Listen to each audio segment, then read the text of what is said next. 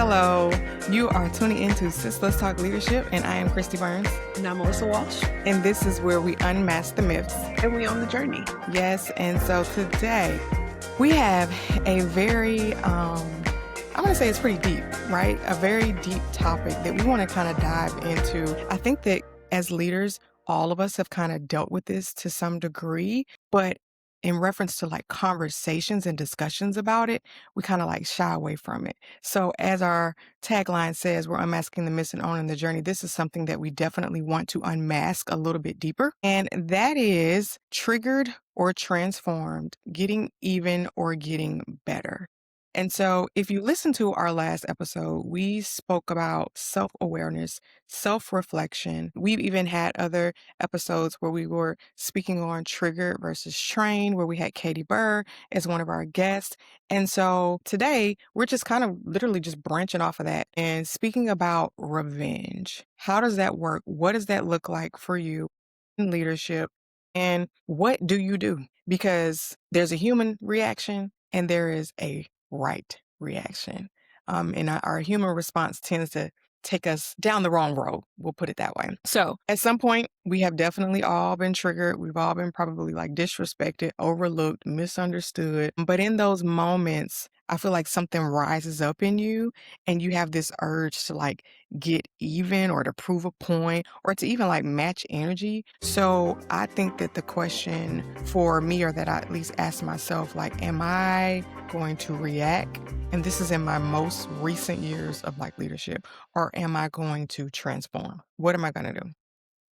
My response has been transforming because of the growth. So I'm definitely grateful for that, but it hasn't always been that way.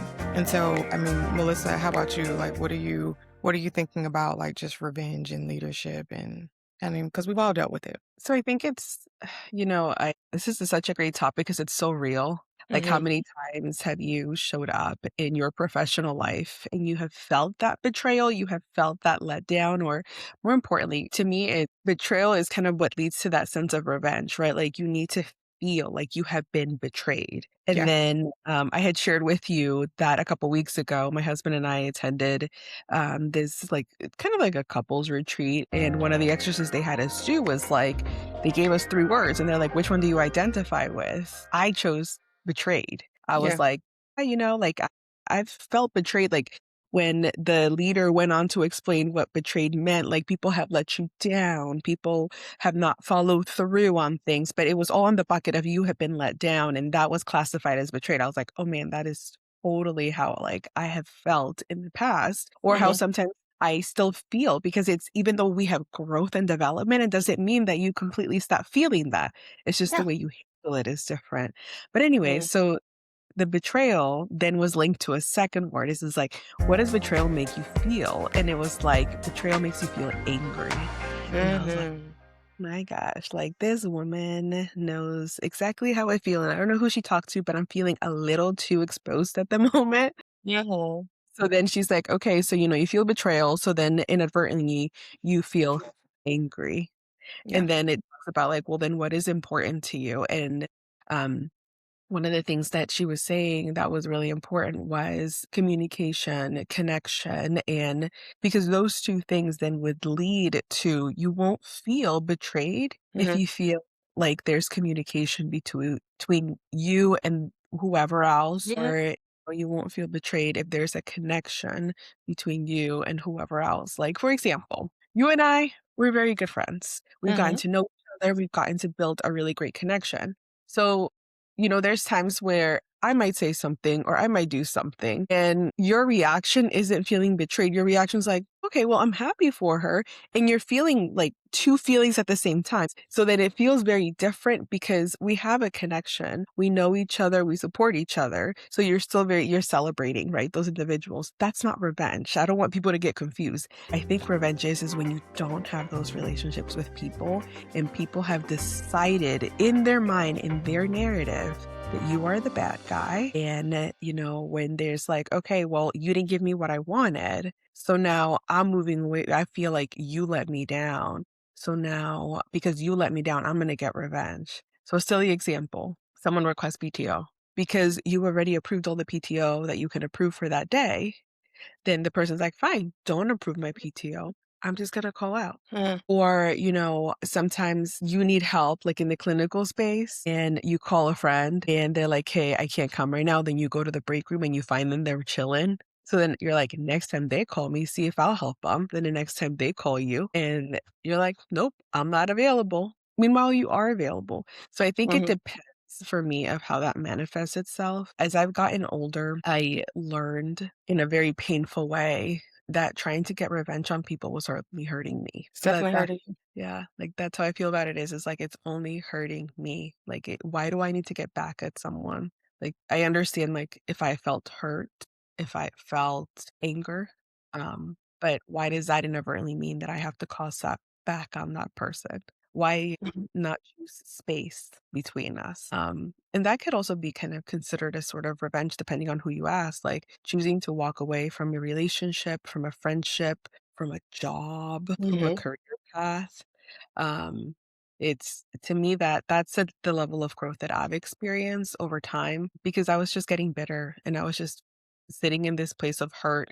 And then it caused me to be hyper independent instead of being able to trust that I could rely on people, that they would let me down at times because they're human, not because they don't care about me. mhm, mhm. That's right, and that really brings me to my next point, piggybacking based off of what you said in our relationship and things that we've even went through in the short time of knowing each other. But I want to clear up and I want to normalize that feeling triggered or that feeling that you went to with your husband where they said that betrayal and it led to anger. It doesn't make you weak. It's often associated with a form of weakness. It actually makes you human. From a spiritual perspective, if you are able to be less triggered or respond differently, it does in the end help you. And to me, it just relates right into forgiveness, because when you do not forgive or when you harbor or when you hold on to things, it actually ends up hurting you more than it does the person who you receive the offense from. So like for us, I'm glad that the relationship is there for us to be able to communicate and talk about those things. But what I've realized in some of the moments that you and I have been through is that it had no association with you as an individual. It's the association with other people that has to be reframed or changed in a narrative by us. And so it's our responsibility to do that. And I feel like people are always going to be themselves or do whatever they feel like they want to do. And that is the part that we cannot control. We can't Mhm. control how things happen. We can't control who they reach out to me when it comes to why not me or anything of that nature, or you're feeling like overlooked or you're feeling like unheard. And that's even just from a leadership perspective in general. You cannot control anyone else. The only person that you can control is yourself. And so even though, you deal with those things, it's all about how you're actually going to respond. And so people need to understand, and this is something that I had to understand, which is kind of tied into what we're talking about, the danger of actually reacting versus responding. And so the part that we don't talk about is that revenge does not always look loud. It's not Mm, always some big, robust action or something that you've seen someone do in retaliation to someone else. It's not always like that. Sometimes it actually shows up in our tone. Sometimes it shows up in like our silence. And I know that we hear all the time, silence is golden. And silence can be golden to a certain degree, but it also depends on the situation that you're dealing with. And yeah. so it can also show up like in our decisions.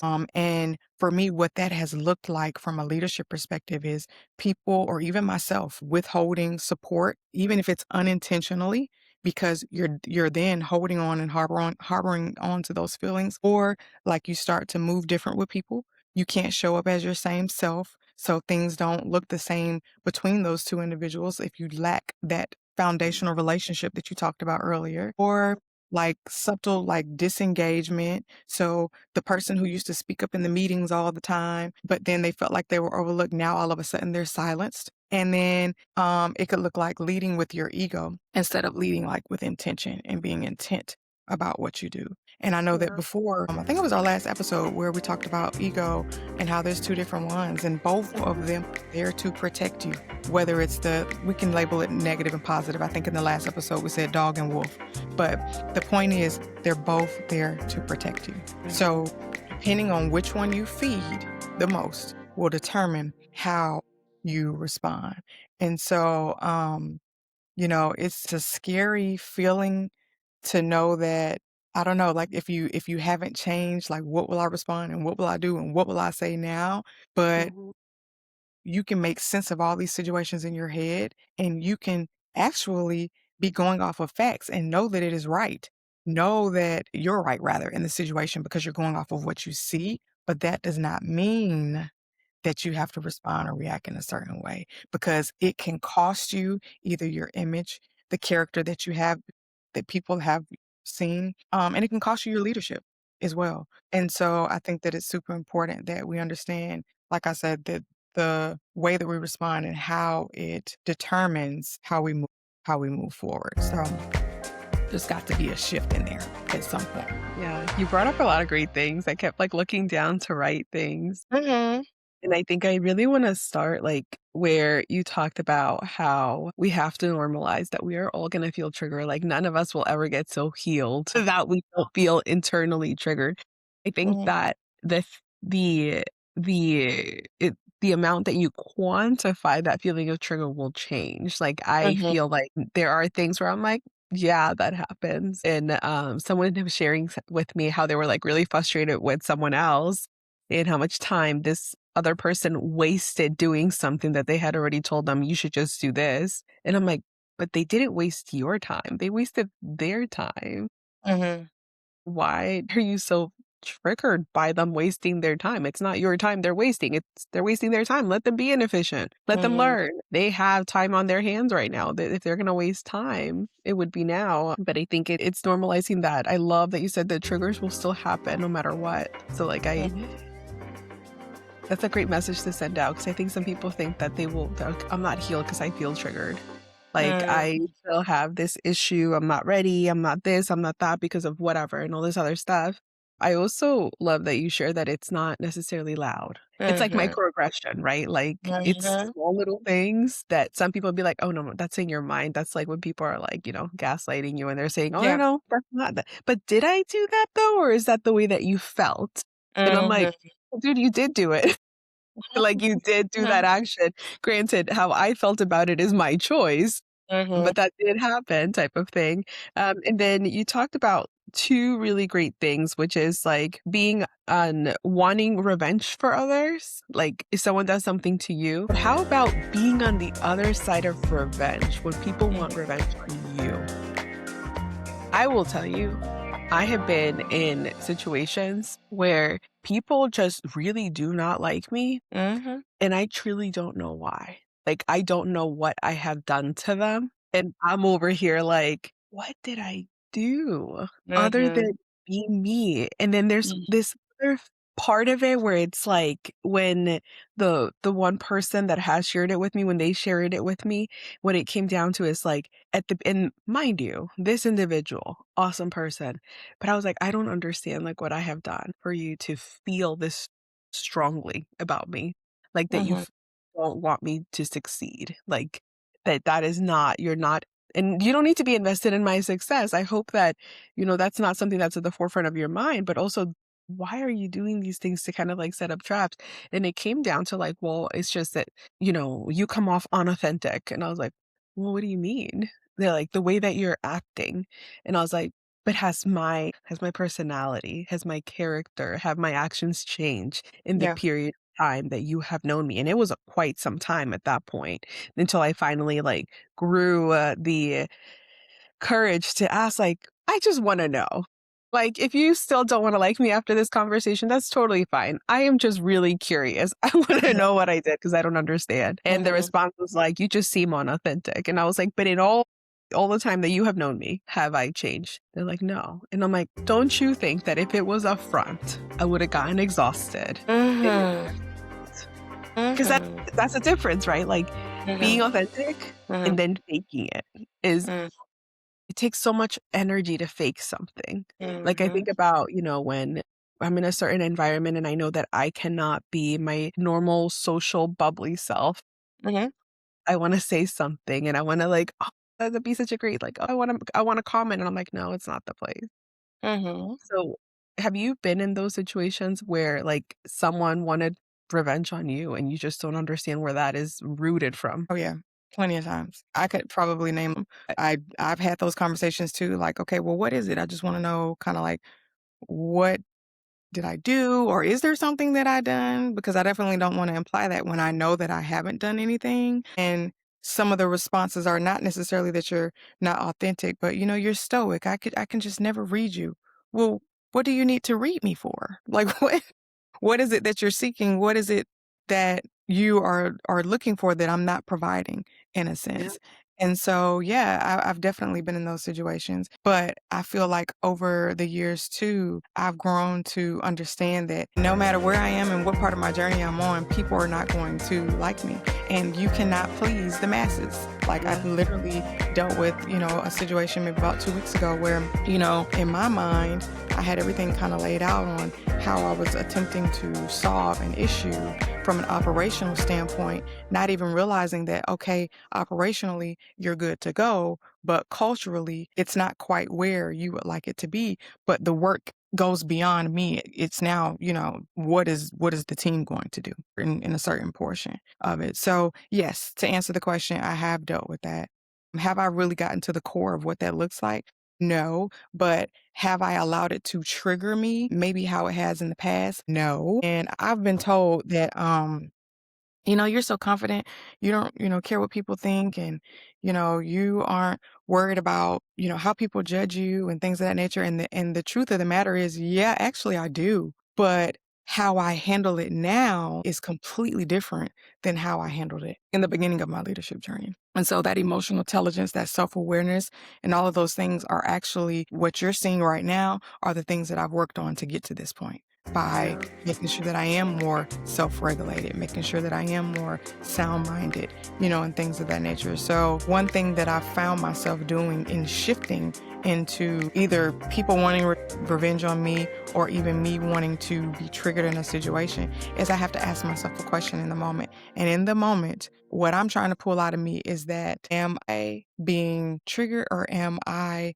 trying to grow from the situation? What is the lesson, Lord, that I'm supposed to be learning, in the sense that I may be potentially going through the same thing over and over and over again, Mm. but in different situations and different people, and obviously there's different, levels to it, and I think I talked about this too on one of our other episodes, that no matter the test that I've had, after overcoming the test, it's always led to some form of promotion. So it's Yeah. nothing that's, ever held me back, with which shows that I am transforming. I'm continuing to evolve, and I'm continuing to grow into a better person in the way that I respond, the way that, um I'm not even gonna use the word react, but the way that I respond in certain situations, and so that makes a huge difference. You gotta be aware, you gotta be able to pause, and you have to be able to choose Yeah. that I am going to not respond off of how I feel.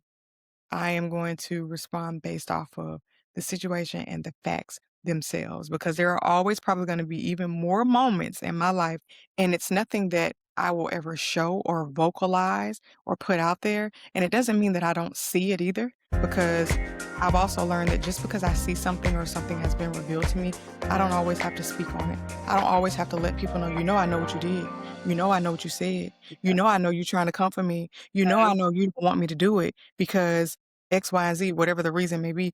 I don't have to always speak on it. I don't Yeah. have to say anything. I just sit back with the facts and then I act accordingly. And that's something that I've grown to do. But like I said, the human response is still there, but how I handle it now is completely, completely different. And Yeah. having your people, like Joyce said, having those individuals that you can go and talk to and maybe release the human side or the human reaction of it, I think is important too. Because like we said, it's not going to not happen. It's going to happen. But Mm. growth is choosing who you want to be over how you want to feel in the moment. And Yeah. that's what we're talking about today. Trigger versus transform. So what would you say to listeners as you're thinking about, regardless of whatever side of the coin you're on, whether it's Yeah. you feeling like, how do you get past that feeling of wanting revenge when someone has wronged you? I would say knowing who you are and whose you are has worked for me. And when I say that, that's going to be from a spiritual standpoint. Because if I, this is going back to the beginning of the episodes that we did, but if I am no longer proving myself and I know who I am, I know my character, I know that I have good intent, I sleep well at night. I don't lose sleep over how I treat people. I would say that sticking to doing the right thing, even when it is undeserved, is always making you victorious. Whether it's victorious in overcoming the challenge, victorious in managing your energy, victorious over responding and not reacting, knowing that you are true to who you are and that nothing come. The weapons are going to come, but they're not going to prosper. And so that's what I have to just kind of tell myself. So that would be my advice. That would be my advice to your actions or your feelings are justified, but always do right, even when you feel that it is undeserved. Even if you feel like a certain response is warranted, always do what is right. Yeah. You mentioned something in kind of what your recommendation was, and it was just like focus on the facts. Yeah. Facts can be subjective in these types of situations. Focus on Mm, the fact that you know, right? Like focus on the things that this is what I know. This is what I know because this is the how I have experienced this situation. And I think that we're essentially going to say the same thing in different ways. It's mhm, one, recognize that your feelings come from a place of hurt. You're clearly mm, hurt. mm, Like, and that's vulnerable, right? Like, because I will tell you, because I'm such an independent person, it is easier for me to just be mad mm. and then get it done Yeah. or move on or like just be like, all right, whatever, I'm over it. Bye. Like, it is very, I have a hard time allowing myself to recognize that I could be hurt because guess what? If you can't hurt me, I'm good, right? Like, I will Mm, overcome whatever situation. And it took me a while to understand, like, okay, well, why am I reacting this way? Why am I so triggered? Why does it mhm, bother me? Why mhm. do I care? Well, I care, and because of ABC, and I'm hurt because of ABC or whatever the case may be. And recognizing that, okay, now we're accepting that this is hurting us in some way. Now we have to manage that anger because that's typically where we go. It's Yeah. either angry or you're sad angry, right? Like Mm, or empowered angry. That's like where the revenge piece you start kind of like because you're feeding that, right? Like you yeah. say, which ego are you feeding? So tying it Mhm, back to that, it's like which ego are we gonna feed? Are we gonna feed the ego that's like, I am self-aware, I have been mhm, working on this, I understand that I'm feeling hurt right now, I understand that I'm feeling angry because somebody hurt me? Or are mhm, you gonna be the one like, "Oh, I can't you know what? Watch what I'm gonna do.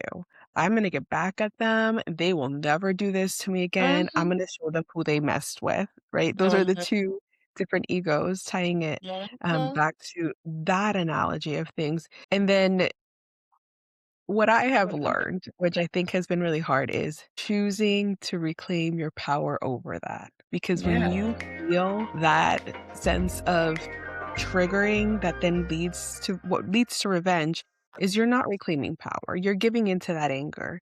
You're giving into all the negativity that you are feeling, and then you go down that path. You can Mhm. also reclaim your power and say, like, wow, this really hurt. And you can choose to talk to that individual if you have that relationship there. And sometimes even if you don't, like I have gone up Yeah. to people that I don't have that relationship with and I have asked, but I've also approached that as in like, hey, I want to talk to you about it. I'm not trying to because people get uncomfortable, right? Yeah, Like they when you approach them about it, like that's what's mhm, happened to me. Like I'm not trying to make you uncomfortable. I just want to understand where this is coming from. mhm, You did this, and this is how I'm feeling about it. Can we talk about it? Like opening up that door and that invitation to have a conversation. mhm. And sometimes it works out. Sometimes people are very open to that and they will talk Yeah. to you and you will hash it out and you will, to your point, come out transformed out of it. And then Mhm, there's some people like they don't want to. Some people just choose to live in that yeah. negative space because that's easier, Mhm. right?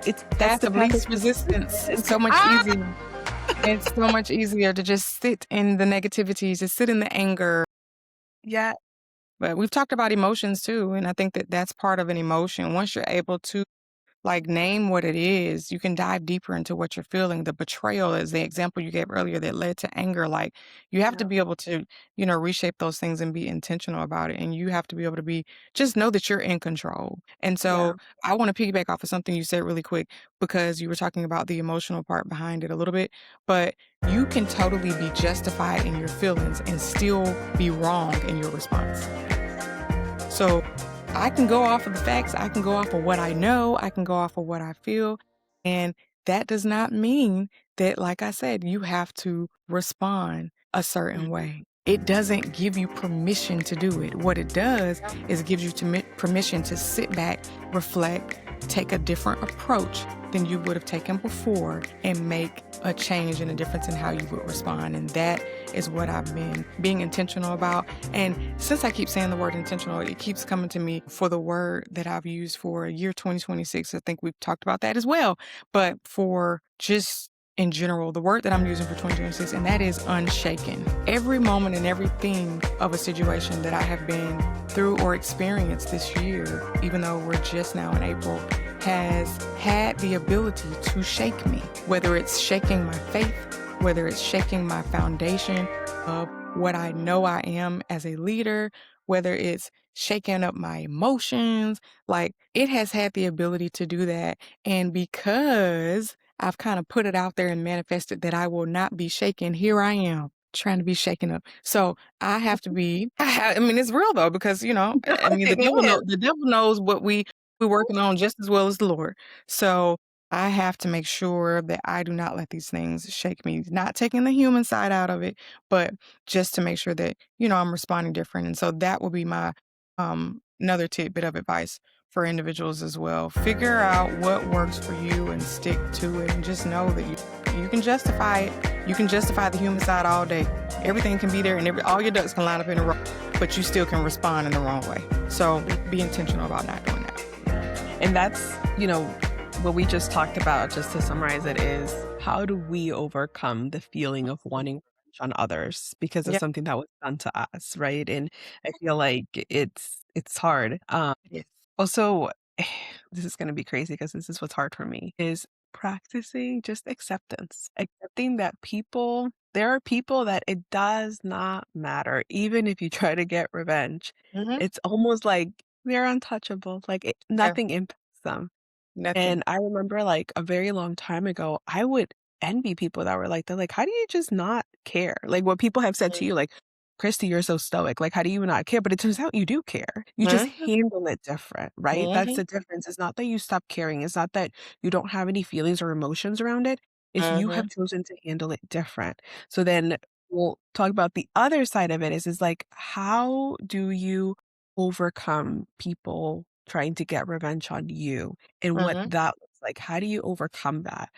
And I want some as you were talking, like, there were so many great things that you said that I think apply on both sides. Yeah, it does. And it's like, okay, you know what? Whatever. The person that was the second party in the situation has decided that they're just gonna get revenge against you.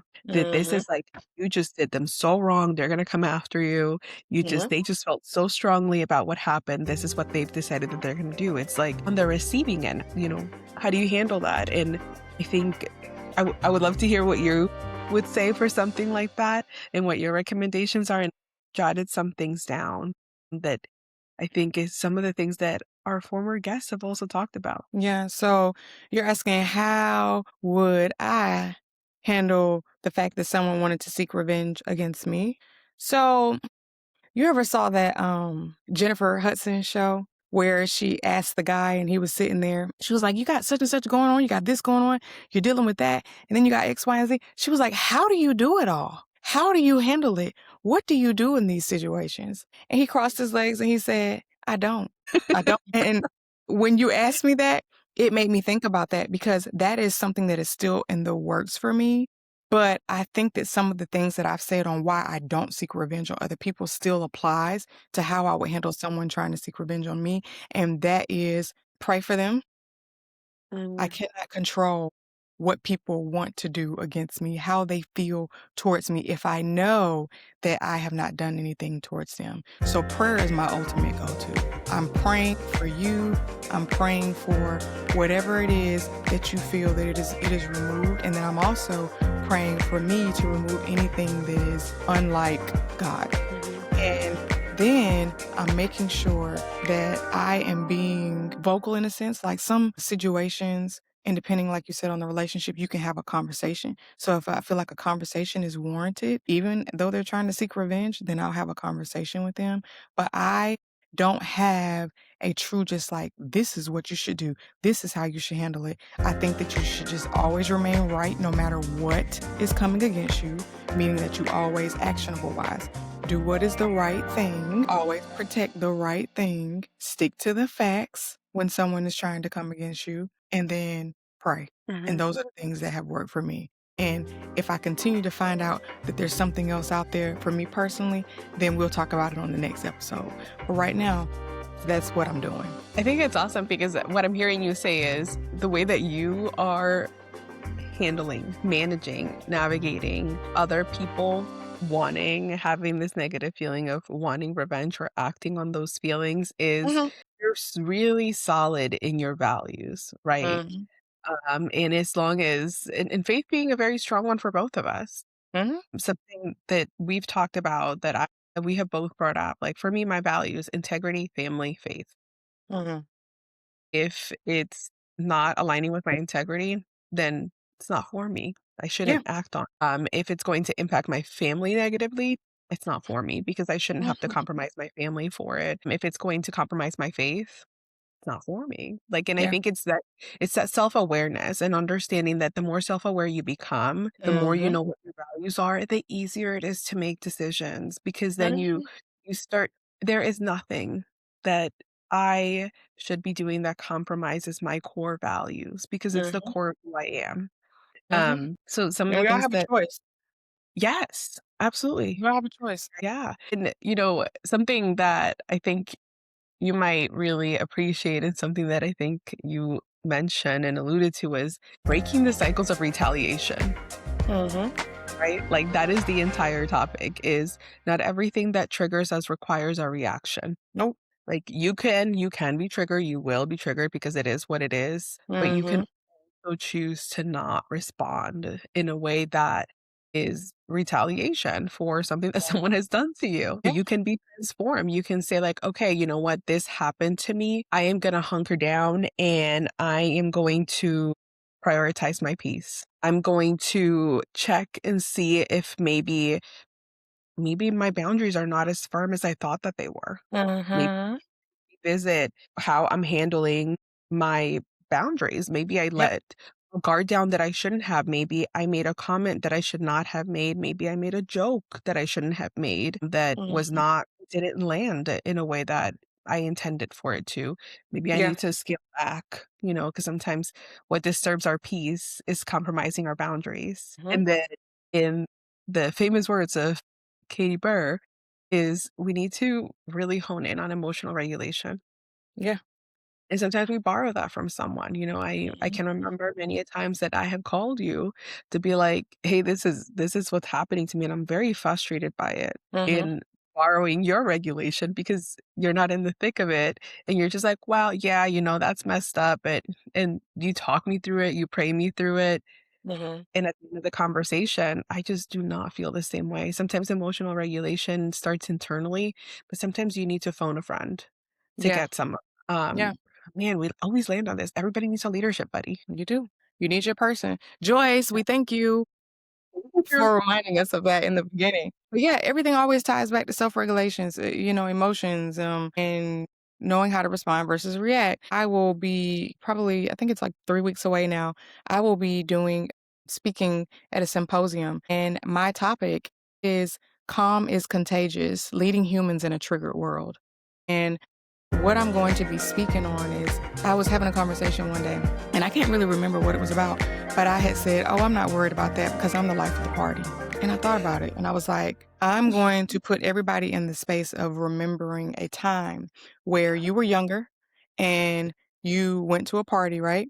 and you walked in, your friends were already there, they were waiting on you. You look to one side, you have people over here smoking. You look to one side, you have people over here doing some other substances. You look over here, this group over here is already drunk. They've been here for X amount of time, but my friends are waiting on me and I'm bringing the life to the party. It's the same way with leadership, because how I come in, I can choose to do whatever because the triggers are going to be there, but it's my Mhm. responsibility to create the calm, create the life of the party. Not literally like, the dancing theme, but I'm making a correlation there and an analogy with the fact that I'm the calm and my calm will be contagious. And if I let Mhm. those triggers, I can decide to go with the drunken group. I can decide to go with the people over here who's smoking. I can decide to go with the folks over there. But I refuse to be triggered in this world so much to the sense to where the energy that I even give off as a leader is not contagious. So calm is contagious. And Mhm. as leaders, we are the life of the party. So is what is what are you making contagious? What energy are you giving off? How are you helping people um hold on to their peace? What are you doing? And so Yeah. those are the things that I'm going to be speaking about in the upcoming weeks. And so I'm super excited about that. But it But just you know ties. something? For those of us that do not live in the heart of Atlanta, Georgia, Mhm. it would be great to also talk about it in a next episode, because I think that's a great topic. Yeah. I'd love for you to share with us about how you keep that fire alive, Mhm. because I'm that's the down thing. It's for it. yeah, I think that you just volunteered yourself for a fantastic topic at a next episode, because I think it's great. Yeah. What is your biggest takeaway from this conversation? If you had to highlight something, what would it be? If I had to highlight something, I would say that we have all been in situations where we are justified in how we feel. We are completely justified. Like we talked about, the facts are there. Who we know we are is there, but it still plays a part in how we respond to situations. So my question would be, are you responding in a way that is showing growth on your part? Or are you continuing to let things trigger you? Because you're going to always be justified to a certain degree.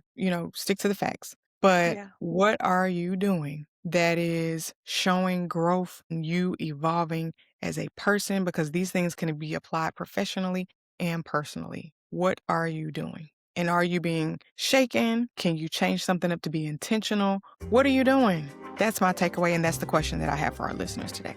I'm What going about Yeah, no, that's it. That's great advice. I'm gonna quote my husband, because Mhm, for I think 2 years straight, this man told me, "When they go low, you go high." And I mhm, remember one day just being so triggered by a situation. I'm like, "I don't wanna go high. I wanna go mhm, low. I'm gonna go mhm. lower than they will. I want them to feel how rejected I feel. I want them Yep, to feel how, un just that I don't feel like I belong and you have created this." And just let me be for a hot second. And I'm mhm, so glad that he's like, "I understand you may feel that way, but when they go low, you go high." And mm, at the time, it's not what I wanted to hear, but to your point, it was the right thing to do. It was the best thing to do. It was breaking mhm, that cycle of retaliation. It mhm, was managing my anger. It was protecting my peace, reaffirming my boundaries. It mhm. was choosing to emotionally regulate. So I think you said it best. I think it's totally just justifiable to have your feelings in maybe a private space. Do whatever you need to do to get them out in a healthy way, Yeah, in a very very, healthy. very healthy way. Find healthy ways to get rid of those feelings. Yeah. But when you show up, don't show up triggered. Show up transformed. Show Find up. out what your process Mhm. is. All right, you want to play a quick game? Sure. Mm, Okay. I know last time we played sunrise and sunset, and I asked you, and did you say sunset or sunrise? I can't remember what you told me you preferred. Sunset. Yeah. So fun fact, you guys, we're recording this and we started at 5-ish AM Central Standard Time when it We was did. 6 AM. So Her fault, not mine. we did not stick to our sunset liking. We went We did against not. ourselves, but we were not triggered. We were transformed by this experience. Okay. Mhm. But with that being said, I think it was important to disclose how early it was because Definitely. this is how committed we are. Mhm. Favorite holiday? I wanna say probably Christmas I do love because it's Christmas. family oriented and my kids love it. And Oh, there's although a we lot do of the magic gifts, behind Christmas. yeah, I mean, we do the gifts and all the things, but I definitely make sure that they know that, the Christianity reason behind Yeah. Christmas, but I love it. Your favorite cosmetic. Is it accessory? I don't even know the right terminology. The I one don't thing know. you're like, this is what I always need. Like, I can not have anything else, but this is the one thing I need. For me is mascara. I could just live with mascara. Like, if I had to choose one thing out of my Mhm. cosmetic bag, I just need a good mascara. I don't think you need mascara. You have great eyelashes. These aren't mine, but yeah. It doesn't matter. So, hey, they mine, I pay for them. But Ex I was gonna say lashes, There you go. I'm real particular about, like, my skin and things I put on it, so nope, nope, nope. So, I don't really have all that stuff on my face. I like a very neutral, natural look, so I would say lashes. Okay. Breakfast, lunch, or dinner as your preferred meal? I actually know the Breakfast. answer to this one. I'm pretty proud of myself. Breakfast. Mhm. That's my favorite meal of the day. It's the meal that gets you started. Should be well, I don't know. I was gonna say it could be the most healthiest, but, it should be just because it's the one that provides the energy and gets you started with your day, but I love breakfast. I could eat breakfast all day, French toast to be exact. Yeah, so breakfast. What about you? I like dinner, but I think it's not necessarily because I think my definitely the food, but I think it's Mhm. because it's a time where, like, as a family, we aim to have dinner together Mhm. as many times during the week as possible. Yeah, So for me, it gives the feeling of just coming together and being able to spend time with family. So I yeah. think I just like the vibe of it, even when the kids are, fighting at the table and things are getting spilled, but it's still Mhm. not something I had growing up, so it means a lot to me now as a mom. Mhm. Okay, Yeah, that's this is good. great. That's good. I love cooking, so, I mean, if we're coming from a chef standpoint, all the meals, but the one that I actually like to eat is going to be breakfast. But I Mm, know what you mean. I enjoy the family time. yeah. Yeah. Awesome. So, I think today was good. As we always say, one gem. If you got one gem, then our job was done. Make sure that you are transformed and not triggered. We are not in the business of getting even. We are in the business of getting better. And so, Ooh, make sure you remember that. Any questions, you could play this over and over again until you feel like, it kind of resonates with you. But we appreciate you tuning in to Sis Let's Talk Leadership. Everybody have a great day. Bye.